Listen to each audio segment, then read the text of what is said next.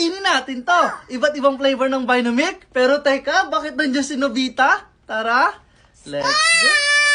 First, yung color pink. Pero syempre guys, bago namin kainin na, or inumin niya Amari, don't forget to follow me and comment sa comment section next kakainin natin ha. At eto yun, excited siya kasi yan, sarap to. Tikman na natin. Ang lasa? Lasa. Ano? Bakit lasa? Masarap naman strawberry. Next naman, yung color red! At eto yun guys. Ano? Vinamilk. Tikman natin. With yogurt siya medyo masarap. Tikman. Sarap. Strawberry. Strawberry din siya guys pero Ito siya palang panapalas. mas masarap to. Next naman, yung color yellow!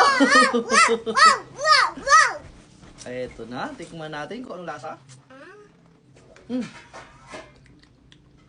Parang siyang gatas ng nanay. Parang breast milk. Pangit na sa... Next naman, si Nobita. Hindi naman namin pwede inumin ni Amari yan. Pero syempre naghanap kami ng pang-alternative dyan. Itong Nobi. Para siya putol siya. Pero Nobi yan. Ayan. Nobi with nata de coco. Ang laki ng niya. Straw niya. Tikman natin. Laki ng straw. Tikim natin. Ayun. Tikim. Ako. Chocolate flavor siya na may nata de coco. Like, follow, comment, and share! Bye-bye!